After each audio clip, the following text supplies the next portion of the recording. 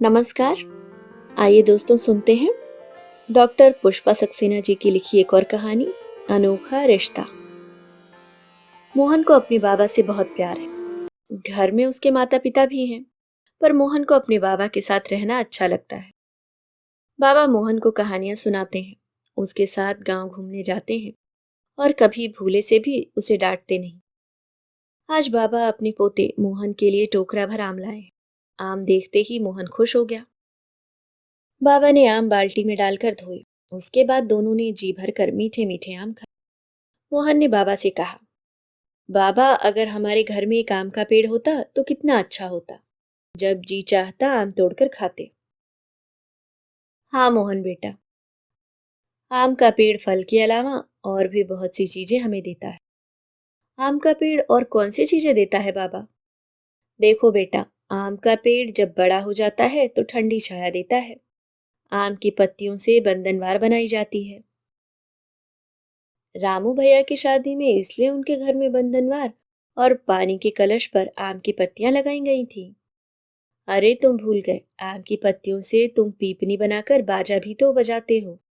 बाबा ने हंसते हुए कहा, आम का पेड़ सच में बहुत अच्छा होता है बाबा। हम अपने घर के आंगन में आम का पेड़ जरूर लगाएंगे। ठीक है, मैं कल ही तुम्हारे लिए आम का पौधा ले आऊंगा। अगले दिन बाबा सुबह सुबह आम का पौधा ले आए। बाहर के दरवाजे से ही आवाज दी, मोहन तुम्हारे लिए आम का पौधा ले आया हूँ। जब यह पौधा पेड़ बन जाएगा तो इस पर तोते, कोयल, मैना और न जाने कितनी तरह के पक्षी आया करेंगे। वाह, तब तो बड़ा मजा आएगा। कोयल की आवाज कितनी मीठी होती है।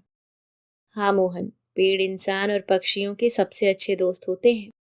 पंछी तो पेड़ों पर ही बसेरा करते हैं। बाबा, पेड़ तो बात नहीं करते, फिर वे हमारे दोस्त कैसे बन सकते हैं? देखो बेटा, जिस तरह दोस्त तुम्हारी मदद करते हैं, उसी तरह बिना तुमसे बात किए पेड़ भी तुम्हारी मदद करते हैं। वह कैसे बाबा? यह बात ठीक से समझ लो। पेड़ वातावरण से जहरीली कार्बन डाइऑक्साइड गैस लेते हैं और हमें साफ हवा यानी ऑक्सीजन देते हैं। ऑक्सीजन न हो तो हम सांस नहीं ले सकते, यानी जिंदा ही नहीं रह सकते। तब तो पेड़ बहुत अच्छे होते हैं। लेकिन एक बात समझ में नहीं आती, फिर भी लोग पेड़ों को काटते हैं, भला क्यों? मोहन ने भोलेपन से पूछा। पैसे के लालच में। वे नहीं जानते कि पेड़ों को काटने से हवा में जहरीली गैस बढ़ती जाती है। मैं समझ गया बाबा, पेड़ हमारे सबसे पक्के दोस्त हैं। ये लो, लगा दिया आम का पौधा। बाबा ने इतना कहते हुए पौधे के आसपास थोड़ा पानी डाला। बाबा, मैं इस पौधे को रोज पानी दूंगा। जब इसमें आम लगेंगे तो हम दोनों जी भरकर खाएंगे। मेरे बच्चे, हो सकता है तेरा बाबा आम के फल ना खा सके, पर तुझे जरूर मीठे आम मिलेंगे। क्यों बाबा, आप आम क्यों नहीं खाएंगे? अरे तेरा बाबा बूढ़ा जो हो गया है, पर मेरी सौगात तुझे जरूर मिलती रहेगी। नहीं बाबा, आप आम जरूर खाएंगे, मोहन ने दृढ़ता से कहा। बाबा ने प्यार से मोहन का सिर सहलाकर उसे आशीर्वाद दिया और कहा, भगवान तुझे खुश रखें। इस पेड़ को अपने बाबा की तरह ही प्यार करना मोहन। समय बीतता गया। मोहन रोज आम के पौधे को पानी देता। पौधा धीरे धीरे पेड़ का रूप लेकर बड़ा होने लगा। उसके हरे हरे पत्ते सबको अच्छे लगे। कुछ समय बाद आम के पेड़ में बौर आ गया। कोयल आकर आम के पेड़ पर कूहू कूहू गीत गाने लगी। और भी कई प्रकार के पक्षियों का पेड़ पर जमघट लगा रहता। मोहन बहुत खुश था, पर तभी भगवान ने उसके बाबा को अपने पास बुला लिया। बाबा की मौत पर मोहन बहुत रोया। तभी उसे याद आया, बाबा ने कहा था, आम के इस पेड़ को अपने बाबा की तरह ही प्यार करना। मोहन अब आम के पेड़ के नीचे बैठकर पाठ याद करता। उसे लगता है यह आम का पेड़ नहीं, उसके सिर पर बाबा का साया है। मोहन जब भी बाबा के लगाए पेड़ के आम खाता, उसे बाबा बहुत याद आते। मोहन की माँ कहती, बाबा मोहन को आम खाते देखकर खुश होते होंगे। मोहन के पिता को एक परेशानी थी। आम में जब फल लगते, बाहर से बच्चे पत्थर मारकर आम तोड़ने की कोशिश करते। एक दिन घर की खिड़की का शीशा टूट गया। कुछ दिन बाद मोहन की माँ का माथा पत्थर लगने से फट गया। रोज रोज की इन घटनाओं से तंग आकर मोहन के पिता ने आम का पेड़ कटवाने का निश्चय कर लिया। माँ ने भी कहा, आम की लकड़ी से घर की कई चीजें बन जाएंगी।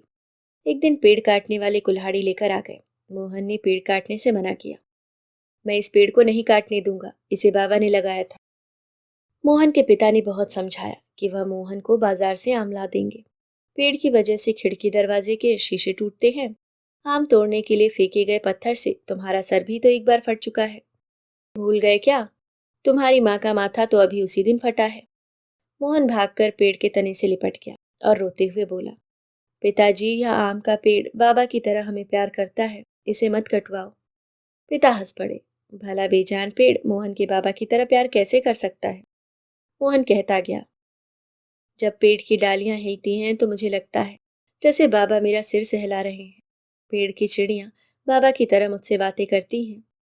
माँ ने भी मोहन को समझाना चाहा। देखो बेटा, ये बेकार की बातें हैं, तुम पेड़ से अलग हो जाओ। नहीं माँ, यह पेड़ हमारा दोस्त है। सारी जहरीली गैस लेकर यह हमें साफ हवा देता है, ठंडी छाया और मीठे फल देता है। बदले में हमसे कुछ भी नहीं लेता। मोहन ने पेड़ के तने को प्यार से सहलाया और रोते रोते हिचकियां लेने लगा। माँ सोचने लगी, मोहन कहता तो ठीक है, ये पेड़ तो बस हमें देते ही हैं, लेते कुछ नहीं, ये दाता है। फिर क्यों ना मोहन की बात मान ली जाए। तभी पड़ोस की गंगा ताई आई। उनकी बेटी की शादी में आम के पत्तों से बंधनवार बनानी थी। उन्हें आम के पत्ते चाहिए थे। मोहन ने माँ से कहा, देखो माँ, आम के पेड़ की हर चीज काम आती है। लकड़ी से मेज कुर्सी बनती है, पत्ते खुशी के मौके पर सजाए जाते हैं, साफ हवा और ठंडी छाया भी हमें आम ही देता है। तुम ठीक कहते हो मोहन, अब मैं आम का पेड़ नहीं काटने दूंगी। साथ ही हम अमरूद और लीची के पेड़ भी आंगन में लगवाएंगे। हाँ बेटा, हम गलती कर रहे थे, पेड़ सचमुच हमारे दोस्त हैं। हमें पेड़ों से प्यार करना चाहिए। अब पिता ने भी मोहन की बात मान ली। आम का पेड़ कटवाने की बात सोचने पर उन्हें पछतावा भी हुआ। वैसे पेड़ कटवाने की बात सोचकर उन्हें भी दुख हुआ था, पर रोज रोज की घटनाओं से वह तंग आ गए थे।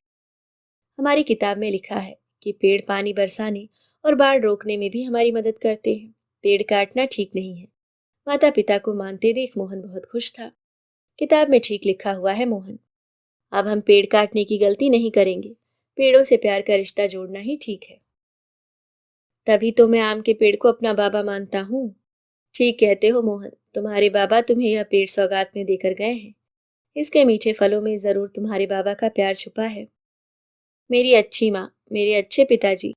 मोहन ने अपनी माँ का हाथ चूमा और आंसू पोंछकर खेलने भाग गया। आम के पेड़ से कोयल ने भी खुशी का गीत गाया, कूहू कूहू। अभी आप सुन रहे थे डॉक्टर पुष्पा सक्सेना जी की लिखी कहानी अनोखा रिश्ता। उम्मीद करती हूँ दोस्तों, सीख के साथ आपको कहानी पसंद आई होगी। धन्यवाद।